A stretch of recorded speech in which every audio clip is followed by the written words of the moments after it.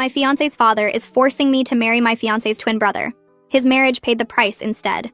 My fiance Oliver and his twin brother Blake couldn't be more different. Oliver was kind, worked as a physical therapist, and treated me like an equal partner. Blake was 32 and still lived in his parents' basement, had been fired from 6 jobs for harassment, and spent his time making crude comments about every woman he met. When Oliver proposed after 3 years together, I was thrilled until his father, Robert, pulled me aside at our engagement party and said I was making a mistake choosing the wrong brother. He actually said those words to my face while Oliver was across the room, showing his mom the ring. Robert said Blake had more potential, just needed the right woman to fix him, and that I could be that woman. I laughed, thinking it was a weird joke, but Robert was serious. He said Oliver was too soft, too boring, that Blake had the real personality in the family. Blake, who had been arrested twice for bar fights. Blake, who'd been banned from Oliver's gym for taking photos of women without permission. Blake, who'd asked me at our first meeting if I had prettier friends. Robert started his campaign immediately. Every family dinner, he'd seat me next to Blake instead of Oliver. When I'd move, he'd make a scene about the seating chart being intentional for conversation flow. Blake would spend the meal making gross comments about my body, while Robert laughed and said Blake was just confident. Oliver would tell his dad to stop, but Robert would say Oliver needed to learn to take a joke. For Oliver's birthday, Robert organized a surprise party but told me the wrong time, so I arrived 2 hours late.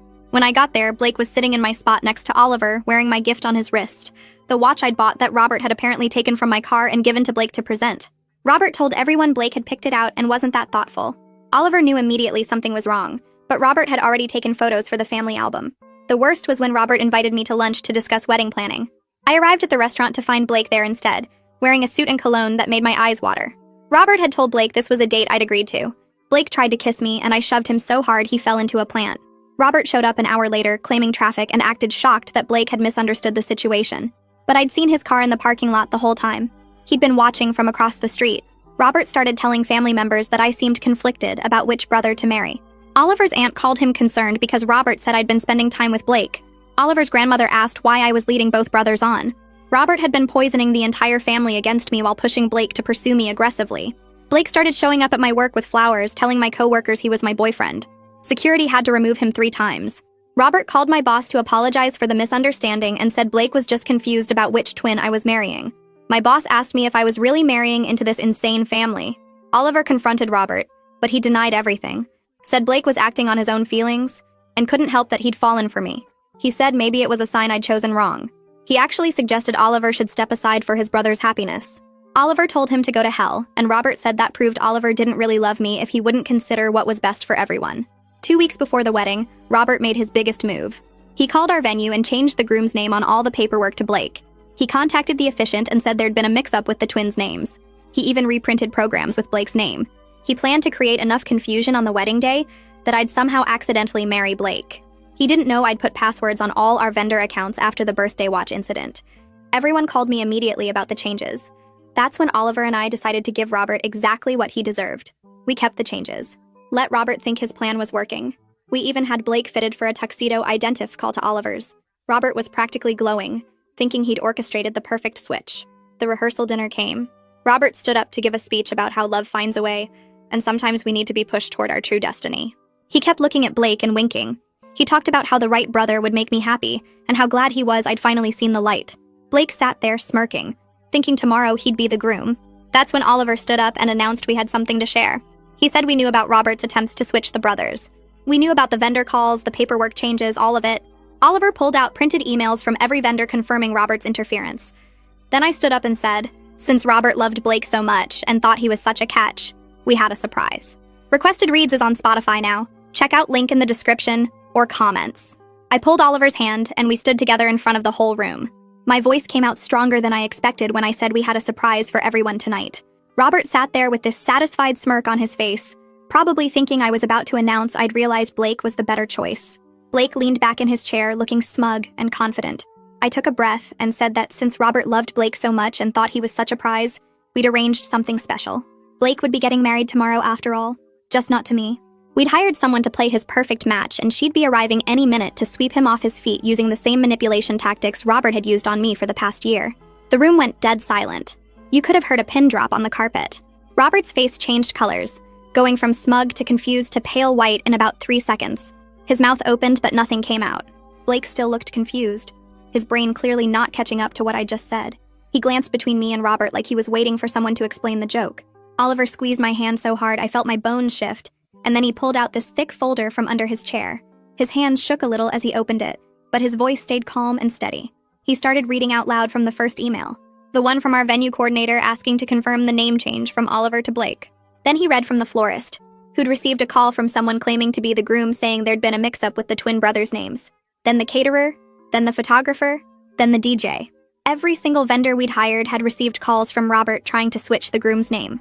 Oliver's voice got a little rougher as he read the email from the officiant, where Robert had actually said there'd been a terrible mistake and his son Blake was the real groom, not Oliver. Some people at the table started whispering to each other. A few gasped. Robert finally found his voice and stood up, his chair scraping loud against the floor.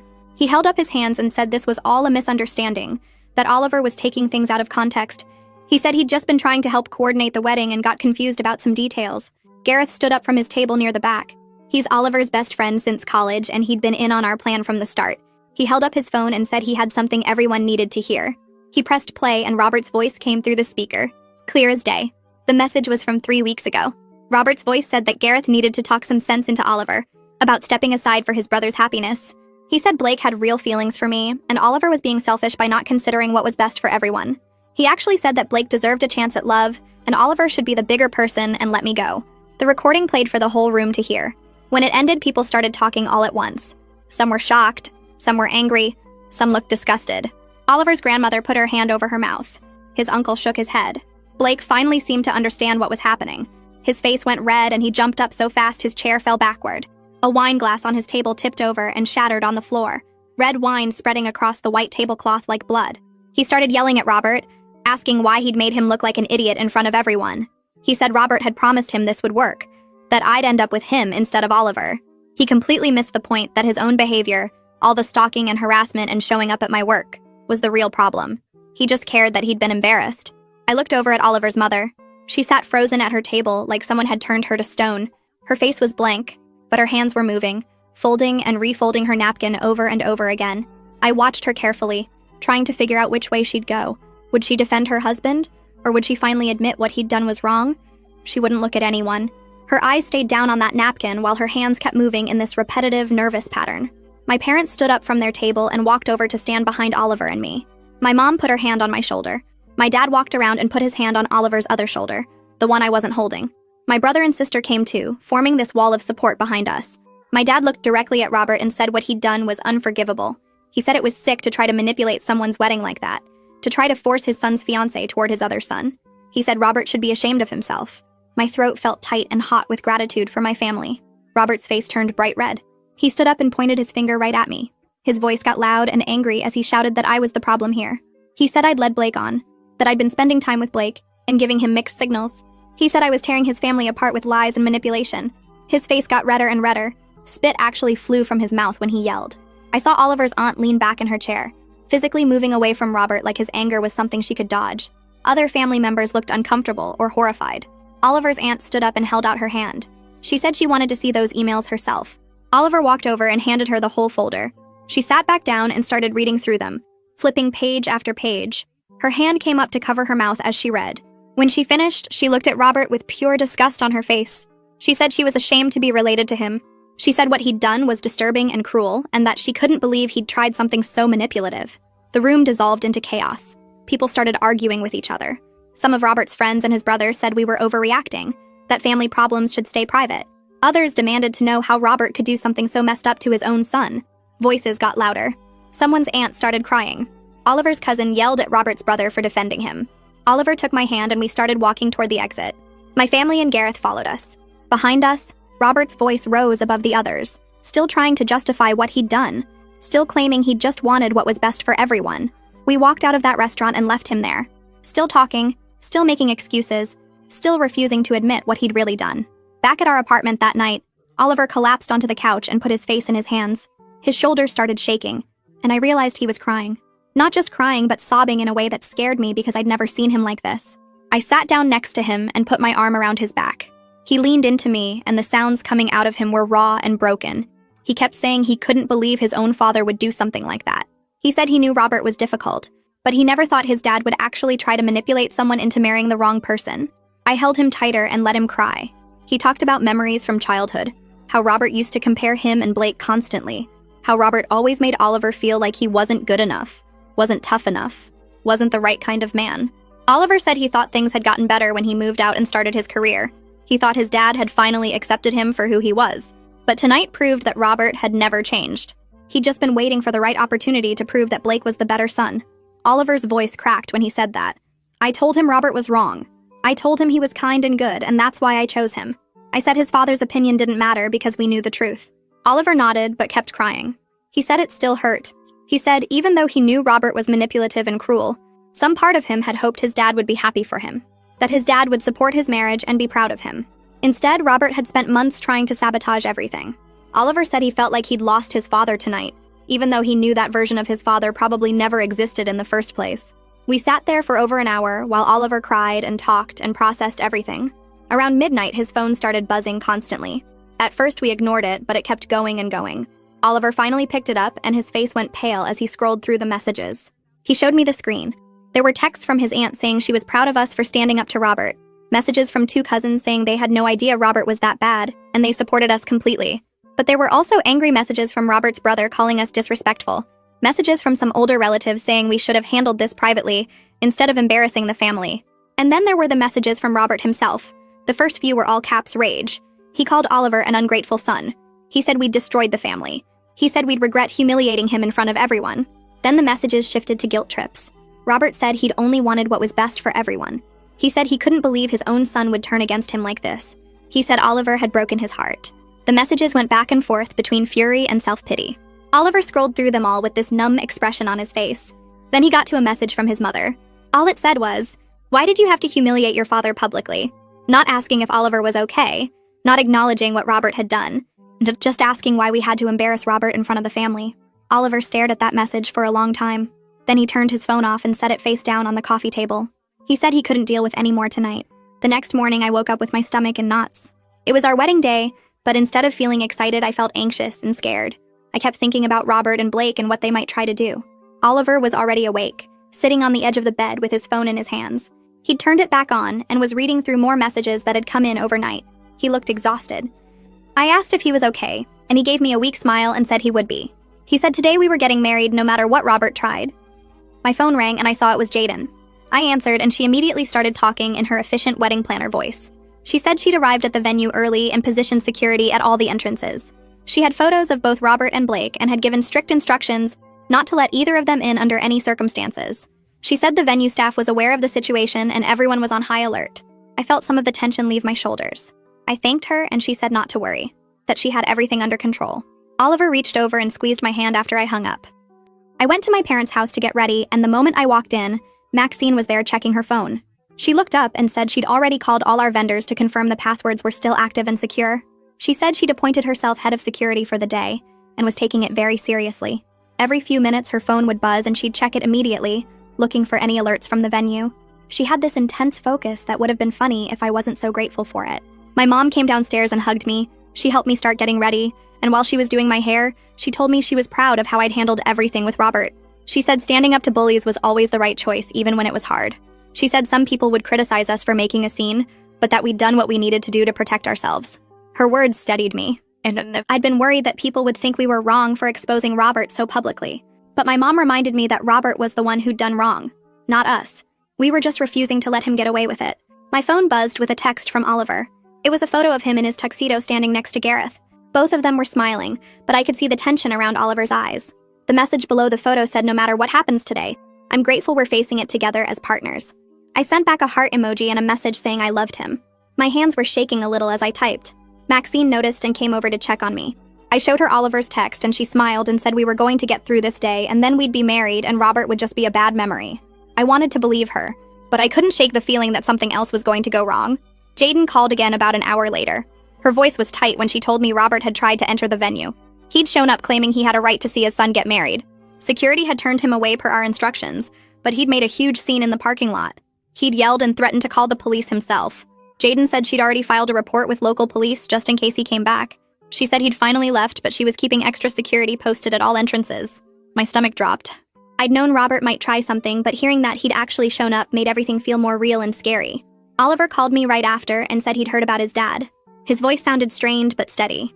He said we were doing the right thing keeping Robert out. He said he was sorry I had to deal with this on our wedding day. 30 minutes after Robert left, Blake showed up. Jaden called to tell me, and I could hear the frustration in her voice. She said Blake was drunk at 11 in the morning. He'd tried to force his way past security, claiming he was the actual groom. He'd been yelling and stumbling and making a scene. Security had escorted him off the property, and Jaden had banned him from returning. She said if he came back, she'd have him arrested for trespassing. Part of me felt safer knowing both Robert and Blake had been turned away. But another part of me felt sad that Oliver's family had fallen apart like this. That his father and brother were so messed up they were trying to ruin our wedding day. I looked at Maxine and my mom and felt grateful I had people who actually cared about me and wanted me to be happy.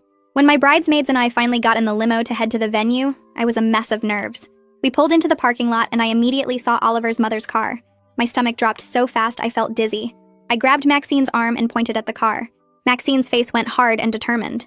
She said she'd go in first to check things out and that I should wait in the limo. I nodded because I didn't trust myself to speak. I sat there with my bridesmaids while Maxine went inside. The minutes felt like hours. I kept staring at the venue entrance, wondering what was happening. Wondering if Oliver's mother was here to support us, or if she was going to cause more problems. Wondering if this whole day was going to be ruined by his family. Maxine finally came back out and got in the limo. She said Oliver's mother was sitting quietly in a pew on the groom's side all by herself. She'd told the ushers she wanted to attend her son's wedding. Maxine said Oliver had spoken with her briefly and decided to allow it, but he'd positioned Gareth nearby to step in if she caused any problems. I took a deep breath and tried to calm down. Oliver's mother being there felt complicated. She hadn't defended us last night. She'd sent that text asking why we had to humiliate Robert. But she was still Oliver's mom, and this was still his son's wedding. I looked at Maxine and asked if she thought we were making a mistake letting her stay. Maxine said Oliver knew his mother better than we did, and if he thought it was okay, then we should trust his judgment. I nodded and smoothed down my dress and told everyone I was ready to go inside. The ceremony venue looked different from I'd imagined. The chairs were filled with people who'd spent the last year watching Robert try to manipulate me into marrying Blake. Some of them had believed his lies about me being conflicted. Some of them had called Oliver to ask what was really going on. Now they were all here, sitting quietly, waiting to see what would happen after last night's explosion at the rehearsal dinner. I stood in the back hallway with my bridesmaids, holding my dad's arm, listening to the music start. Maxine adjusted my veil one more time and squeezed my hand. She whispered that I looked beautiful, and that Oliver was going to lose it when he saw me. My dad kissed my forehead and asked if I was ready. I nodded because I couldn't speak without crying. The doors opened and everyone stood up. I kept my eyes locked on Oliver at the front of the aisle. He was standing next to Gareth, wearing the tuxedo we'd picked out together, and his face just crumpled when he saw me. Tears started running down his cheeks immediately. I heard whispers as I walked past the rows of guests. People were definitely talking about what happened last night. I could see the empty seats on the groom's side, where Robert and Blake should have been sitting. Oliver's mother was there alone in the front row, but Robert's chair next to her was conspicuously vacant. Blake's seat was empty too. The absence felt like a weight pressing down on the whole ceremony. I focused on Oliver's face and kept walking. Nothing else mattered except getting to him. When I reached the front and my dad put my hand in Oliver's fingers were shaking. He mouthed that I looked perfect and I mouthed back that he was crying. He laughed and wiped his eyes with his free hand. The officiant started talking about marriage and commitment and choosing your partner every day. I tried to listen, but I kept thinking about how this should have been different. This should have been a celebration with Oliver's whole family here. Instead, his father and brother were banned from the venue and his mother was sitting alone looking devastated. The officiant asked us to face each other for our vows. Oliver held both my hands and started speaking about how I made him braver, how I taught him to stand up for what was right even when it was hard. His voice cracked a little when he said he was grateful I chose him and kept choosing him despite everything. I heard someone crying loudly and glanced over at the guests. Oliver's mother had tears streaming down her face. Her shoulders were shaking and she was pressing a tissue to her eyes. I couldn't tell if she was crying because she was happy for Oliver or because her family had fallen apart. Maybe both. The complicated mess of emotions on her face reflected everything we were dealing with. This wasn't a simple happy ending. This was us getting married while Oliver's family imploded around us. I said my vows about partnership and respect and building a life based on honesty. I promised to always tell Oliver the truth and to never let anyone manipulate our relationship. Several people in the audience shifted in their seats at that line. Everyone knew what I was referring to. The officiant pronounced us husband and wife. Oliver kissed me and the guests started clapping. The applause sounded muted and restrained compared to what I'd imagined our wedding would be like. People were clapping, but the energy felt heavy and subdued. The shadow of last night's confrontation was hanging over everything. We walked back down the aisle together as husband and wife. I saw Oliver's aunt dabbing her eyes and smiling at us. I saw Oliver's cousin giving us a thumbs up.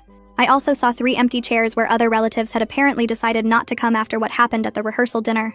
The family division was already visible. The reception hall was decorated exactly how we'd planned. White flowers everywhere, candles on every table, soft music playing. It should have felt magical, but instead it felt tense. Oliver and I stood by the entrance greeting guests as they came in. Several of Oliver's relatives approached us immediately. His aunt hugged us both and said she was ashamed of Robert's behavior. She said what he did was sick and wrong, and she supported us completely. Oliver's cousin apologized for not speaking up sooner about the weird things Robert had been saying. He said he should have called Oliver months ago when Robert started talking about me being confused about which brother to marry. 3 more relatives came over to express similar sentiments. They were sorry. They supported us. They thought Robert's manipulation was disturbing, but other relatives avoided us entirely.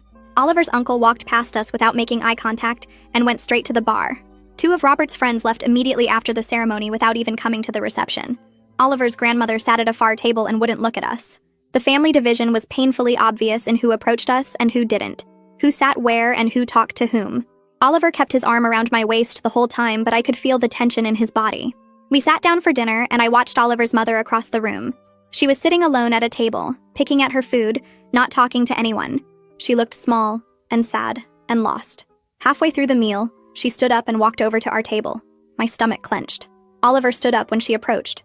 She asked if she could talk to him privately for a minute. Oliver looked at me and I nodded. They walked a few feet away and I watched them talk. Oliver's mother was crying again. She kept touching Oliver's arm and he kept nodding. They talked for maybe 5 minutes before Oliver hugged her. When he came back to the table, he told me she apologized. She said she was sorry for not defending him sooner. She said she knew Robert's behavior toward me was wrong, but she didn't want to believe her husband was capable of that level of manipulation. She said she should have protected Oliver from his father's toxicity. Oliver's voice was quiet when he told me this. He said her apology felt genuine but incomplete. She didn't acknowledge her own role in enabling Robert. She didn't admit that she'd sent him that text last night asking why we had to humiliate Robert. She was sorry, but she was still making excuses. I squeezed Oliver's hand under the table. My dad stood up to give his toast. He talked about how proud he was of me and how much he liked Oliver. He said the most important thing in a marriage was choosing a partner who respects your boundaries and builds you up rather than tears you down. He said manipulation and control have no place in real love. Several people glanced at Oliver's mother when he said that. She stared down at her plate and didn't look up. My dad raised his glass and everyone drank. The toast was perfect but also pointed. Everyone knew what he was really talking about. Gareth stood up next for his best man speech. He started with a funny story about Oliver in college. Something about Oliver staying up all night to help a classmate study for an exam, even though Oliver had his own exam the next morning. He talked about how Oliver was the most genuinely kind person he'd ever met, how Oliver treated everyone with respect and dignity, how Oliver had always been the brother who saw people as equals rather than objects to control. The contrast with Blake wasn't subtle at all. Gareth never said Blake's name, but everyone understood. Several guests shifted uncomfortably in their seats. Oliver's mother wiped her eyes again. The speech was warm and loving, but it also highlighted everything that made Robert's manipulation so twisted. Oliver was good, and Robert had tried to destroy that. We stood up for our first dance. Oliver held me close and we swayed to the music. He whispered that he was grieving. He said this should have been a celebration with his whole family, but instead, half of them weren't speaking to us. He said he felt sad about the family gathering we'd never have. But he also said he felt free. Free from his father's toxic influence. Free from the constant pressure to accommodate Blake's behavior. Free to build the life he actually wanted. I told him it was okay to feel both things at once. Grief and relief. Sadness and freedom. Life wasn't simple or clean. We kept dancing, and I felt his body relax slightly against mine. Around 9 o'clock, one of the venue staff came running over to Jaden. I watched them have an urgent conversation, and then Jaden walked quickly toward the exit doors. Oliver and I followed her. Through the glass doors, I could see Blake pounding on the locked entrance. He was screaming something, but I couldn't hear the words clearly. His face was red and twisted with rage. Security guards were standing between him and the doors. Jaden pulled out her phone and called the police. Blake kept pounding and yelling. I caught fragments of what he was screaming. Something about me being a manipulative liar. Something about me stealing his life. Something about how I was supposed to marry him. Oliver stood at the window watching his brother completely lose control. His face looked devastated. Not angry, just broken. 2 police cars pulled into the parking lot within minutes. Officers got out and approached Blake. He tried to push past them toward the doors. They grabbed his arms and he started fighting them. It took 3 officers to get him into handcuffs. They walked him to one of the police cars and put him in the back seat. Blake was still screaming through the car window. Oliver watched the whole thing happen. He didn't say anything, just stood there with his hand pressed against the glass. Jaden came back inside and told us Blake had been removed from the property and would be charged with trespassing and disorderly conduct. She apologized that it happened at all. Oliver thanked her quietly. We went back to the reception, but the mood had completely shifted. Several guests had seen what happened with Blake through the windows. People were whispering and looking uncomfortable. 3 couples left early without saying goodbye. Oliver's grandmother left immediately after Blake was arrested. 2 of Oliver's cousins made quick excuses and departed. The reception that was supposed to go until midnight ended around 10. People were tired and upset and ready to leave. Oliver and I stood by the door thanking people as they left. Most people hugged us and wished us well. A few just nodded awkwardly and hurried out. By 10:30, only my immediate family and Gareth and Maxine were left. We all stood around for a few minutes, not knowing what to say. Finally, my mom hugged us both and said she loved us and was proud of us. Everyone else said their goodbyes and left. Oliver and I got in the car to drive to our hotel. We sat in silence for the first few minutes. I felt completely drained. This was supposed to be the happiest day of our lives, but instead, it felt like we'd survived a battle. Oliver reached over and took my hand. He said he loved me. I said I loved him too. At the hotel, we went straight up to our room. We'd booked a fancy suite with champagne and rose petals, but neither of us had the energy to appreciate it. We just changed into comfortable clothes and sat on the bed. Oliver put his head on my shoulder and I put my arms around him. We sat like that for a long time, not talking, just holding each other. Our wedding night was quiet and subdued. We were married, which was what mattered. But we were also exhausted and emotionally destroyed. We fell asleep early, wrapped around each other, processing everything that had happened. The next morning, we flew to Colorado for our honeymoon. Oliver had booked a cabin in the mountains, remote and quiet, surrounded by pine trees and hiking trails. We drove up a winding road for an hour after landing, watching the elevation climb and the air get colder. The cabin was small but perfect, with a stone fireplace and huge windows overlooking the valley below. We unpacked our bags and stood on the deck looking at the view. Neither of us said anything for a few minutes. The silence felt good after all the noise and chaos of the wedding. Oliver put his arm around me and I leaned into him. We needed this space away from everything. That first night, we sat by the fire and talked about what came next. Oliver said we should limit contact with his family for a while, at least 3 months, maybe longer. Everyone needed time to process what happened at the rehearsal dinner and the wedding. His mom needed space to figure out her relationship with Robert.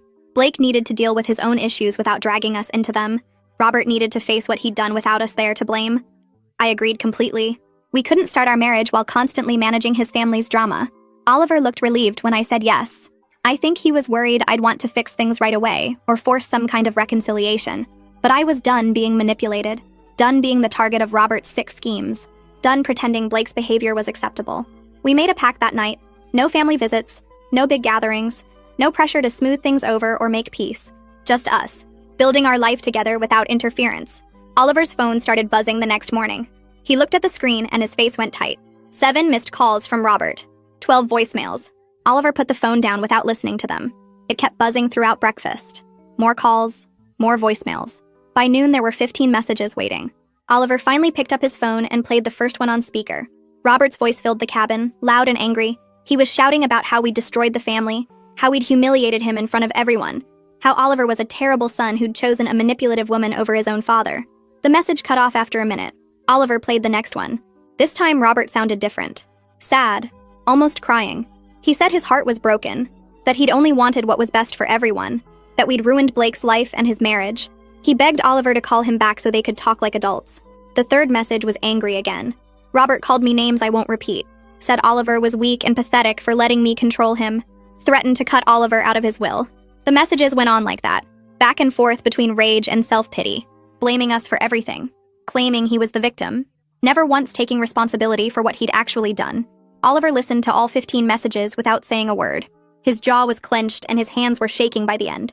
When the last one finished, he opened his phone settings and blocked Robert's number. He didn't hesitate, just blocked him and put the phone away. We spent the rest of the week hiking and cooking meals together. Oliver's phone stayed mostly silent after he blocked Robert. A few texts from his mom that he didn't answer. One call from Blake that went to voicemail. Otherwise, it was peaceful. We talked about our future, where we wanted to live long term, whether we wanted kids, what kind of traditions we wanted to build together, normal couple stuff that felt impossible when Robert was constantly interfering. On our last day in the mountains, Oliver said he felt lighter, like a weight had been lifted. Blocking his father felt scary but also right. He said he'd spent years trying to manage Robert's behavior, trying to keep peace, trying to protect me while not completely destroying his family. But Robert had made his choice when he tried to sabotage our wedding. Some things couldn't be forgiven or forgotten. We flew home a week after we'd left. The apartment felt different when we walked in. Still ours, but we were different now. Married, united against whatever came next. The answering machine was blinking with messages. Oliver played them while unpacking. His aunt had called twice asking us to call her back. His cousin left a message saying she needed to talk to us about something important. Oliver's uncle, Robert's brother, had called demanding an explanation for our behavior at the rehearsal dinner. Oliver's grandmother left a message saying she was very disappointed in both of us. The last message was from a family friend we barely knew, asking if what she'd heard about the wedding was true. Oliver deleted all the messages and sat down on the couch looking exhausted. I made coffee and sat next to him. We both knew what was happening. Robert was spinning his own version of events, telling people his side of the story, making himself look like the victim. Oliver called his aunt first. She answered on the second ring and immediately asked if we were okay. She said Robert had been calling family members all week, telling them we'd attacked him at the rehearsal dinner for no reason, that we'd embarrassed him publicly because we didn't like him, that he'd tried to help plan our wedding and we'd turned on him. She said several relatives who hadn't been at the rehearsal dinner were calling her asking what really happened. She told them she'd been there and seen everything, but they wanted to hear from us directly. Oliver thanked her and said he'd handle it. He hung up and looked at me. We needed to tell our side before Robert poisoned everyone against us. That night, Oliver sat at his laptop and started writing. He wrote for 3 hours straight, barely stopping. I read over his shoulder as he typed. He explained everything Robert had done, the seating arrangements at family dinners, the birthday watch incident, the fake lunch date with Blake, the vendor interference, the changed paperwork, all of it laid out in detail with dates and examples. He attached the vendor emails we'd printed for the rehearsal dinner, screenshots of Robert's text messages pushing Blake toward me, photos of Blake at my workplace that security had documented, everything we had to prove what Robert had done. At the bottom, Oliver wrote that he wasn't asking anyone to choose sides. He just wanted people to know the truth before making judgments. He said we needed space and wouldn't be attending family events for a while. He asked that people respect our boundaries and stop pressuring us to reconcile with Robert before Robert took responsibility for his actions. Oliver read it through twice, then hit send to his entire extended family email list. 43 people got that email. His grandparents, aunts, uncles, cousins, family friends, everyone. We went to bed not knowing how people would react. The responses started coming in the next morning. Oliver's aunt replied first saying she was proud of him for standing up to Robert. She said she was cutting contact with Robert until he got help for whatever was wrong with him. Oliver's 2 cousins sent similar messages. They'd witnessed enough of Robert's behavior over the years to believe everything Oliver wrote. They said they were on our side completely, but other responses weren't as supportive.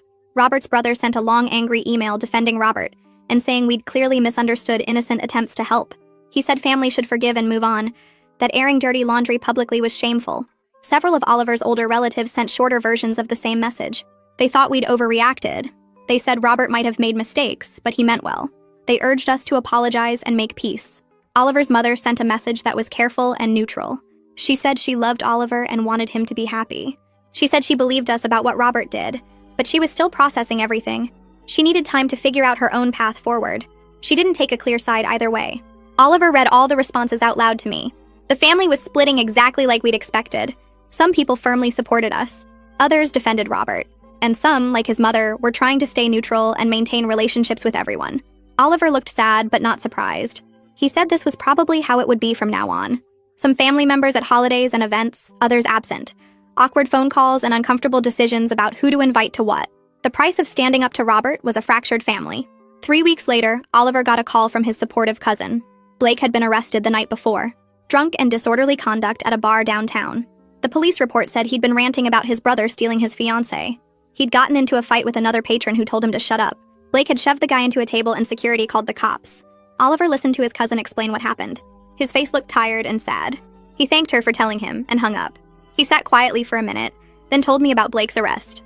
I asked how he felt about it. Oliver said he felt sad, but not surprised. Blake's life had been on this path for years. The arrest was just another step in the same direction. He said part of him wanted to help Blake, but he knew that would just enable more bad behavior. Blake needed to face consequences for once instead of having family bail him out. I was dealing with my own stuff. The year of manipulation and boundary violations had messed me up more than I wanted to admit. I kept having dreams about Robert watching me from parking lots, about Blake showing up at my work, about the restaurant where Blake tried to kiss me. I'd wake up anxious and it would take hours to shake the feeling. I finally made an appointment with a therapist, a woman named Dr. Smith who specialized in family trauma. I went to my first session not sure what to say. She asked me to describe what happened and I started talking. Once I started, I couldn't stop. I told her everything. The engagement party, the seating charts, the birthday watch, the vendor interference, the rehearsal dinner confrontation. All of it came pouring out. Dr. Smith listened without interrupting. When I finished, she was quiet for a moment. Then she said what Robert did was psychological abuse. He deliberately tried to destabilize my sense of reality. make me doubt myself, isolate me from Oliver. Hearing her name it so clearly made something click in my brain. I wasn't crazy for being so affected by what happened. It was actual abuse, intentional and calculated. Dr. Smith said my anxiety and dreams were normal responses to sustained manipulation. We'd work on processing what happened and rebuilding my sense of safety. She asked if Oliver would be willing to come to some sessions together. I said I'd ask him. Oliver agreed immediately when I brought it up. He said he wanted to work on building our life together separate from his toxic family. We started going to couples counseling with Dr. Smith every other week. She helped us talk about what family meant to us now, what boundaries we needed, how to support each other when his family tried to push back against those boundaries. Dr. Smith said we got to define family for ourselves. It didn't have to include people who refused to respect us or our relationship. Family could be the people we chose, not just the people we were born to. That idea felt revolutionary. We could build something new instead of trying to fix something broken. 4 months after the wedding, I got a Facebook message request from Robert. I almost deleted it without reading, but something made me open it. The message was long. Robert wrote that Oliver had always been jealous of Blake, that Blake was more confident and successful and Oliver couldn't handle it. He said Oliver had manipulated me into believing lies about his innocent attempts to help Blake find love. He claimed everything that happened was Oliver's fault for being insecure and vindictive.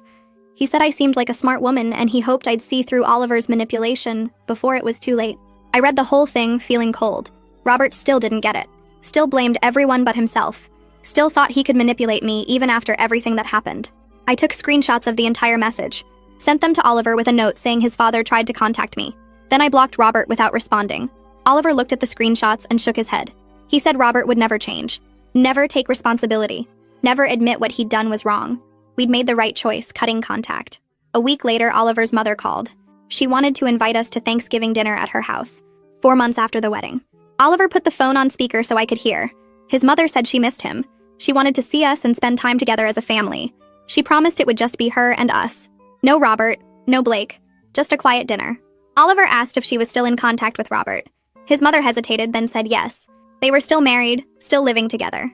She said their relationship was complicated, but she wasn't ready to leave. Oliver's face fell. He asked if Robert would know we were coming to Thanksgiving. His mother said she wouldn't tell him, but she couldn't promise he wouldn't find out somehow. Oliver thanked her and said he needed to talk to me before deciding. He'd call her back. We hung up and sat in silence for a long time. This was the impossible decision we'd been dreading. If we went to Thanksgiving with Oliver's mother, were we accepting her continued relationship with Robert? Were we saying it was okay that she stayed with him after everything he'd done? But if we didn't go, we'd be cutting off Oliver's mother completely. She was trying to maintain some relationship with us. She'd apologized, even if it wasn't perfect. She was in a hard position too. Oliver said he didn't know what to do. He wanted to see his mother, but he didn't want to reward her for staying with Robert. He didn't want to sit at Thanksgiving dinner knowing she'd go home to the man who'd tried to destroy our relationship. I said I'd support whatever he decided. This was his mother, his family, his choice. We talked about it for hours that night. The pros and cons. The boundaries we'd need if we went. The message we'd send either way. We went back and forth, neither of us sure what the right answer was. The decision felt impossible. In the end, Oliver and I decided not to go to his mother's house for Thanksgiving. The decision took us 3 days of talking it through, weighing what we owed her against what we owed ourselves. Oliver called her back and told her we appreciated the invitation, but we needed more time. His voice shook when he said it. I could hear his mother crying through the phone even though it wasn't on speaker. She said she understood, but asked if Oliver could at least call her on Thanksgiving Day. He promised he would. We spent the holiday at my parents' house instead, surrounded by my siblings and their kids, eating too much pie and watching football. It felt right being there with people who had never tried to manipulate us or push us towards something we didn't want. But it also felt sad knowing Oliver's mother was probably sitting alone in her house while Robert did whatever Robert was doing. Oliver excused himself around 3 in the afternoon and went outside to make the call. I watched him through the kitchen window, pacing back and forth on the driveway with the phone pressed to his ear. He was out there for almost 40 minutes. When he came back and his eyes were red and he went straight to the bathroom. I found him sitting on the edge of the tub with his head in his hands. He told me his mother had cried the whole time, saying she missed him and wished things were different. She said she understood why we were staying away, but it didn't make the loneliness any easier. Oliver had tried to explain that we needed boundaries to protect ourselves, that her choice to stay with Robert made it impossible for us to be around her right now. She had said she knew that, said it wasn't fair to ask us to come back until she figured out what she was doing with her marriage. Then she had thanked him for calling and told him she loved him. Oliver sat there on the bathroom floor and cried for his mother, for the family that used to exist before everything fell apart. 3 weeks later, right before Christmas, Oliver's mother called again. This time, her voice sounded different, more stressed. She said Blake had lost another job. His 7th firing in 2 years, and this one was from a warehouse where he'd been working night shifts. The manager said Blake had shown up drunk twice in 1 week, and they couldn't keep him on. Oliver's mother asked if Oliver could help Blake find work since he was so good at helping people, since he had connections through his physical therapy practice. I watched Oliver's face harden as she talked. He put the phone on speaker so I could hear. She was going through a list of Blake's skills, trying to make him sound employable, but everything she said just highlighted the problem. Blake was good with his hands when he showed up on time. Blake could lift heavy things when he wasn't hungover. Blake worked well with others when he controlled his temper. Oliver let her finish before he responded. He told her gently, but firmly, that Blake's employment problems came from Blake's behavior, not from a lack of opportunities. He said helping Blake find another job would just enable him to keep making the same mistakes without facing consequences. He said the kindest thing anyone could do for Blake right now was to let him experience the natural results of his choices, instead of constantly rescuing him. Oliver's mother went quiet for a long time. Then she said she was just trying to help her son, that she didn't know what else to do. Oliver told her he understood, but that he couldn't be part of the rescue cycle anymore. After he hung up, he looked exhausted. He said he felt guilty, but he knew he'd done the right thing. I held his hand and told him that setting boundaries with family was one of the hardest things a person could do. We hosted a small party at our house for New Year's Eve. Just close friends and my family, maybe 20 people total. I spent the afternoon cooking while Oliver set up the living room with chairs and a folding table for drinks. Maxine arrived early to help me finish the food, and we worked together in the kitchen, chopping vegetables and mixing dips. My parents came with my 2 brothers and their families. The kids ran around the house playing tag while the adults talked and laughed. Gareth showed up with his girlfriend and a bottle of champagne. Everyone was relaxed and happy, no tension, no watching over shoulders for someone to cause problems. Around 11:30, we all gathered in the living room to watch the countdown on TV. I looked around at the faces of people who genuinely cared about us, who supported us without trying to control us, or push us towards something we didn't want. This was the first major holiday celebration in months where I felt completely safe. No wondering if Robert would show up and make a scene. No Blake trying to insert himself where he wasn't wanted. No careful navigation of family politics and Robert's manipulation. Just people we loved, celebrating together. When midnight came and everyone cheered, Oliver kissed me and whispered that this felt like starting fresh. We were building our own traditions separate from his family's chaos. We got to decide what family meant to us now. In January, Oliver's aunt called with news about Robert. She said he'd been asked to step down from his position on a community board that organized local charity events. Apparently, several board members had heard about what happened at our wedding through the family network. They'd approached Robert privately and suggested he resign rather than forcing them to remove him. Robert had tried to defend himself, claiming we'd blown everything out of proportion, but too many people knew the truth. The aunt said Robert was furious about it, calling everyone traitors and saying the whole town was against him. But the reality was that his manipulation campaign had social consequences beyond just family relationships. People in the community who respected Oliver and knew his character had started questioning Robert's judgment and integrity. The aunt said she'd heard through another friend that Robert had also been quietly removed from a volunteer position at his church. Nothing official or public, just a phone call suggesting he take a break from leadership roles. Oliver listened to all of this with a complicated expression. Part of him was satisfied that Robert was facing real consequences. Part of him felt sad that his father's reputation was crumbling. I reminded him that Robert had done this to himself, that these were the natural results of his choices. The same concept Oliver had explained to his mother about Blake. 2 weeks later, Oliver's mother called crying. Blake had been arrested for his second DUI. He'd crashed his car into a mailbox at 2 a.m, not hurt, but definitely drunk. The judge had ordered substance abuse treatment as part of his sentence. Blake was going to a 30-day residential program starting the following week. Oliver's mother begged Oliver to visit Blake in rehab, to show family support during this difficult time. She said Blake needed to know people still cared about him, that he wasn't alone. Oliver took a deep breath before responding. He told his mother that Blake needed to face the consequences of his actions, without family members rushing in to make him feel better about it. He said true support meant letting Blake sit with the discomfort of what he'd done and make real changes, not just reassuring him that everything would be okay. He said he hoped the treatment program would help Blake, but that he wouldn't be visiting. His mother started crying harder, saying she didn't understand how Oliver could be so cold to his own brother. Oliver's voice stayed calm, but I could see his hands shaking. He said he wasn't being cold. He was being honest about what Blake needed, which was accountability, not rescue. After the call ended, Oliver sat on the couch staring at nothing for 20 minutes. A few days later, we met Oliver's mother for lunch at a restaurant halfway between our house and hers. We'd spent hours the night before establishing clear boundaries for this meeting. Oliver called her that morning to lay out the terms. We would meet once a month at a neutral location for lunch. We would not attend any events where Robert or Blake would be present. We would not discuss Robert or Blake during our visits unless his mother brought up something directly affecting her safety or well-being. If she tried to guilt us about them or push us to reconcile, we would end the visit immediately. Oliver's mother agreed through tears, saying limited contact was better than none, that she would respect whatever boundaries we needed. The lunch itself was tense at first. We sat at a corner table and ordered food while making awkward small talk about the weather and the restaurant's menu. Oliver's mother kept twisting her napkin in her lap, clearly nervous. But slowly, the conversation found safer ground. She asked about my work and actually listened to my answer, instead of just waiting for her turn to talk. She asked Oliver about his physical therapy patients and seemed genuinely interested in the stories he shared. We made it through the entire meal without anyone mentioning Robert or Blake.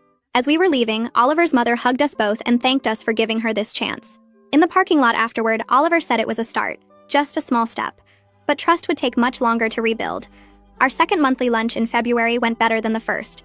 Oliver's mother showed up with photos on her phone of a garden she was planning for spring. She talked about joining a book club with women from her neighborhood.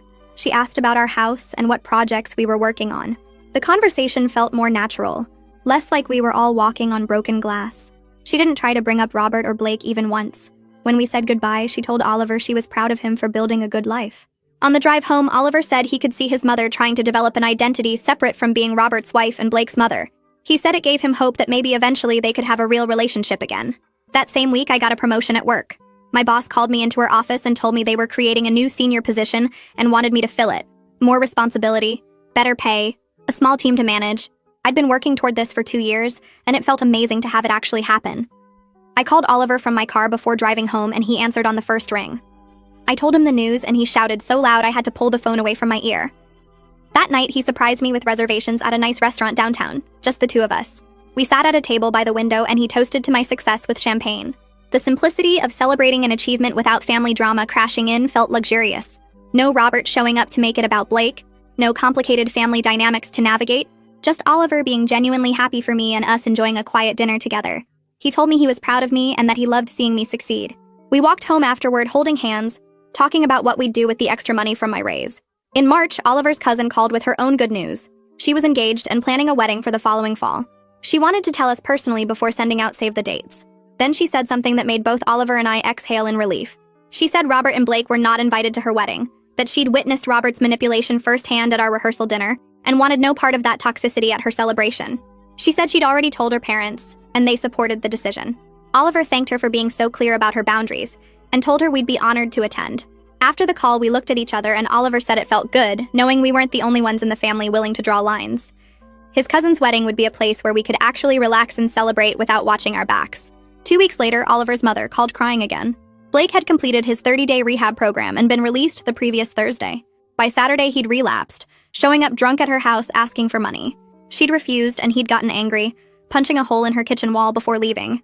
She said she didn't know what to do anymore, that the family was falling apart, and she felt helpless to stop it. Oliver listened to her cry for several minutes before speaking.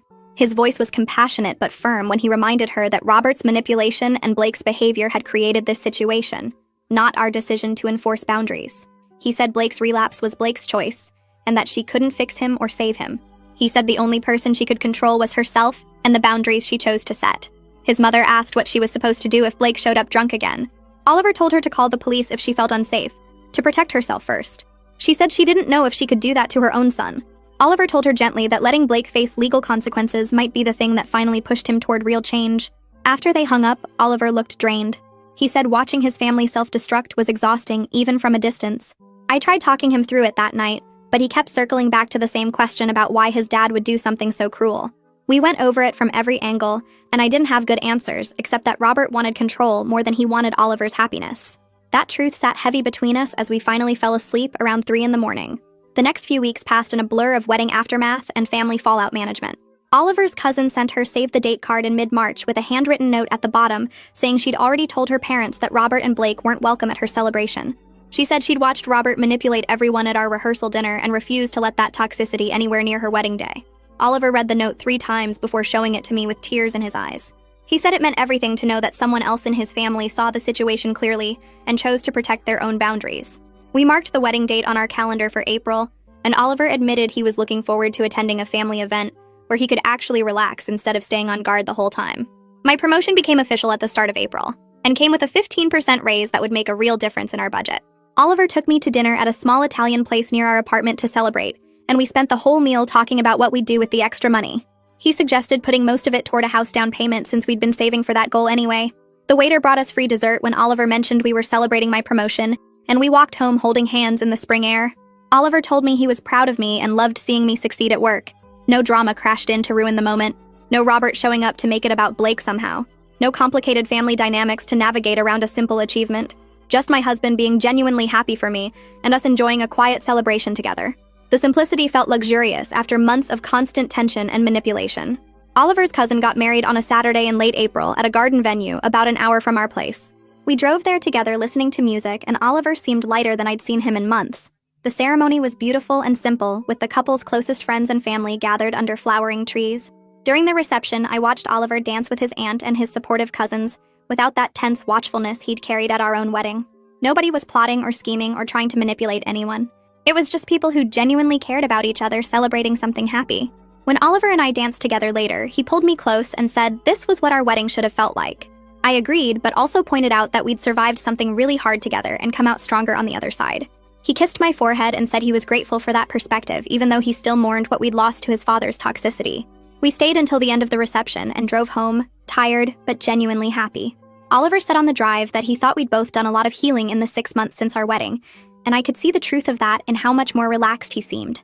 Oliver's mother called him in early May with news that she'd filed for legal separation from Robert. Her voice shook on the phone as she explained that she couldn't keep living with someone who'd done what Robert did to their son. Oliver listened quietly and told her he was proud of her for protecting herself, even though he knew it was hard. After the call ended, he sat on our couch looking sad but also relieved. He said he'd been worried about his mother staying trapped with Robert forever, and that her decision to leave gave him hope she might actually start healing too. 2 weeks later, his aunt called with family gossip that Robert had already started dating someone new. Apparently, he'd met her at his gym and was already trying to control who she spent time with and where she went. Oliver's aunt said the new girlfriend seemed uncomfortable at a family gathering where Robert had shown up were uninvited. Oliver felt sad for this woman he'd never met who was walking into Robert's manipulation patterns without knowing what she was getting into. But he also felt relieved that his mother had gotten out before wasting more years on someone who would never change. Blake moved to another state in June to live with Robert's brother, who apparently offered him a place to stay and help finding work. Oliver's mother told us about it during one of our monthly lunches and seemed relieved that Blake would be far away getting a fresh start. Oliver nodded and said he hoped the distance would be good for Blake, but he also admitted to me later that he felt guilty about how relieved he was that his brother was gone. Our therapist reminded him during our next session that protecting himself from someone who'd caused harm didn't make him a bad person. She said Oliver had every right to feel relief about Blake being far away, even while hoping his brother eventually got help. Oliver cried during that session and said he'd spent so long trying to be a good brother that he'd forgotten he was allowed to prioritize his own safety and peace. I held his hand and told him I was proud of how much work he'd put into understanding himself better. Oliver's mother called again in mid-June, asking if we could meet for lunch because she had something important to tell us. We met her at a cafe near our apartment, and she looked nervous as she ordered tea. Then she told us she'd started therapy herself and had been working through her own role in enabling Robert's behavior for years. She apologized for not protecting Oliver from his father's toxicity, and for not standing up to Robert when she saw him manipulating me. Her apology was specific this time, instead of vague like before. She listed actual things she'd done wrong, like staying silent at family dinners when Robert seated me next to Blake, or not questioning Robert when he took my gift and gave it to Blake at Oliver's birthday party. She said her therapist was helping her understand how she'd chosen peace over protecting her children, and that she was deeply sorry for those choices. Oliver listened with tears running down his face and told her that her apology meant a lot, because it showed she understood what she'd actually done. I watched them hug across the table and felt cautiously hopeful that Oliver's mother was genuinely trying to change. We bought our first house in late June after months of searching for the right place. It was small with 2 bedrooms and a backyard where we could eventually put in a garden. The mortgage payment would stretch our budget, but we'd saved enough for a good down payment thanks to my raise. Oliver walked through every room during our final walkthrough with this huge smile on his face, talking about where we'd put furniture and how we'd paint the walls. We signed the papers on a Thursday afternoon and got the keys the same day. That night, we sat on the floor of our empty living room eating takeout and making plans for the space. Oliver said it felt good to be building something that was completely ours, without any family drama attached to it. We agreed not to tell Robert or Blake our new address, and Oliver's mother knew, but had proven over the past few months that she'd respect our privacy. Moving in took 2 weekends with help from my family and our close friends. By mid-July, we were mostly settled and starting to feel at home in our own space. We hosted a barbecue at our new house in August with my family and our closest friends, including Maxine and Gareth. Oliver manned the grill while I set up food on our back patio table. Maxine helped me carry drinks outside and told me how happy I seemed compared to a year ago. I realized she was right. The constant stress of Robert's manipulation had lifted, and Oliver and I were building the peaceful life we'd wanted all along. During dinner, Oliver stood up and tapped his glass to get everyone's attention. He said he wanted to thank everyone for supporting us through a really hard year, and that he was starting to feel more joy than grief about his family situation. He said he was learning to build the family he chose rather than mourning the one he couldn't have, and that shift felt important. Everyone raised their glasses, and my dad said he was proud of both of us for protecting our relationship and setting healthy boundaries. The evening felt easy and warm without any underlying tension or drama waiting to explode. Just people who cared about each other enjoying good food and company in our backyard. Oliver's aunt called in late August to report that Robert's new girlfriend had broken up with him after 3 months together. Apparently, Robert had tried to control who she spent time with, and she'd ended things immediately. Now, Robert was telling people she was crazy and unstable, which was exactly the pattern we'd seen him use before. Oliver's aunt said it would be funny how predictable Robert was if it wasn't so sad that he kept hurting people and never learned anything from it. Oliver agreed and said he hoped Robert would eventually face enough consequences to actually change, but he wasn't holding his breath. After the call, Oliver looked at me and said he was glad we'd gotten out when we did, because watching his father repeat the same toxic patterns from a distance was hard enough without being caught up in them directly. Our first anniversary arrived on a Tuesday in late August, and we both took the day off work to spend it together. Oliver surprised me by setting up our backyard with string lights and flowers early that morning. Maxine and Gareth arrived around noon, and the four of us spent the afternoon renewing our private vows to each other. We'd rewritten them to include promises about maintaining boundaries and choosing each other even when it was hard. Oliver's voice shook when he promised to keep protecting our relationship from outside manipulation and to trust me enough to face hard things together. I promised to keep communicating honestly with him and to never let anyone make me doubt what we'd built together. Maxine cried through the whole thing, and Gareth took photos on his phone. Afterward, we ate cake and told stories about the past year, including some of the absurd things Robert had tried that seemed almost funny now from a safe distance. The celebration felt private and meaningful in a way our actual wedding hadn't been able to be with all the family drama hanging over it. Oliver's mother joined us for a quiet anniversary dinner the next evening at a restaurant near our house. She brought a photo album she'd made of pictures from our wedding day carefully curated to include only the joyful moments without Robert or Blake in them. She'd chosen photos of Oliver and me laughing together and dancing and cutting the cake with genuine smiles on our faces. She said she wanted us to have memories of the happy parts of that day, without the painful parts intruding. Oliver flipped through the album slowly, and I watched his face soften as he looked at pictures of us that captured real joy, despite everything else happening. He thanked his mother and told her the album meant a lot because it showed she understood what we'd lost, and was trying to help us reclaim some happiness from that day. His mother reached across the table to squeeze both our hands and said she was proud of us for building something strong together. The dinner felt peaceful, and I left feeling grateful that Oliver's mother was genuinely trying to repair their relationship. Oliver's mother called again in September, sounding nervous about something she needed to tell us. She said Blake had gotten engaged to someone he met in rehab, and she wanted us to hear it from her instead of through family gossip. Oliver stayed quiet for a long moment before telling her he wished Blake well, and hoped he'd genuinely changed. His mother asked if we'd want to attend the wedding whenever it happened, and Oliver gently said no, but that he hoped Blake found happiness. After hanging up, Oliver looked at me and said he meant what he told his mother about wishing Blake well. He said he hoped his brother had actually done the work to become a better person, but that he had no plans to put himself back in Blake's orbit to find out. I told him that was a healthy boundary, and that he could wish someone well from a distance, without owing them his presence or energy. I spent 3 days planning the menu and cleaning our house until Oliver made me stop because I was scrubbing the same counter for the 4th time. Thanksgiving morning arrived, and I arranged plates on our dining table while checking the turkey every 15 minutes, even though it had hours left to cook. My mom arrived first with 3 pies and immediately started helping in the kitchen without being asked. My dad and siblings showed up next carrying side dishes and wine, filling our small house with noise and laughter that made my chest feel warm. Oliver's mother came alone, holding a homemade stuffing casserole and looking nervous until my mom hugged her and pulled her into the kitchen. Oliver's aunt arrived with his 2 supportive cousins, the ones who'd cut contact with Robert after reading Oliver's email, and they brought flowers for the table. We squeezed 13 people around a table meant for 8, passing dishes and talking over each other in the best possible way. Nobody mentioned Robert or Blake, even though their absence hung in the air like smoke you could almost see. Oliver's mother laughed at my dad's terrible jokes, and his aunt told embarrassing stories about Oliver as a kid that made him turn red. My sister asked Oliver's cousin about her new job, and they talked for 20 minutes about nothing important. This was what family was supposed to feel like, I realized while watching everyone eat and smile. Safe and warm and uncomplicated. After dinner, we played board games in the living room, and Oliver's mother beat everyone at trivia, cackling when she got the final question right. Later that night, after everyone left, Oliver and I cleaned dishes together in comfortable silence. He told me this was the first Thanksgiving in years where he didn't feel tense waiting for his father to start something. December came fast with early darkness and cold rain that made me want to stay inside under blankets. Oliver and I decorated our house with lights and a small tree, creating traditions that belonged only to us. One evening while we hung ornaments, Oliver stopped and looked at me with this serious expression that made my stomach flip. He said the whole nightmare with his father had been horrible, but it taught him something crucial about prioritizing our partnership over family obligation. He explained that growing up he'd always tried to keep peace and make everyone happy, but watching Robert manipulate me showed him that sometimes you have to choose your spouse over your parents. His voice shook when he said we'd learn to face hard things together instead of avoiding conflict, and that made us stronger than couples who never had to fight for their relationship. I told him I agreed, even though the journey sucked while we were living through it. We hung the last ornament and stood back to look at our tree, just the two of us in our quiet house. Oliver's mother called in mid-December, asking if she could stop by with important news. She arrived looking lighter somehow, less tired around her eyes, and sat on our couch twisting her hands together. She said she'd finalized her divorce from Robert the previous week and signed papers for an apartment 3 miles from our house.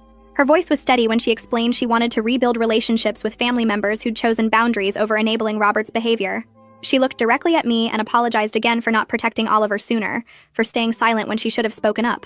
Oliver reached over and squeezed his mother's hand, telling her he was proud of her growth even though it came slower than he'd wanted. She asked if she could join us for Christmas and promised to respect whatever boundaries we needed.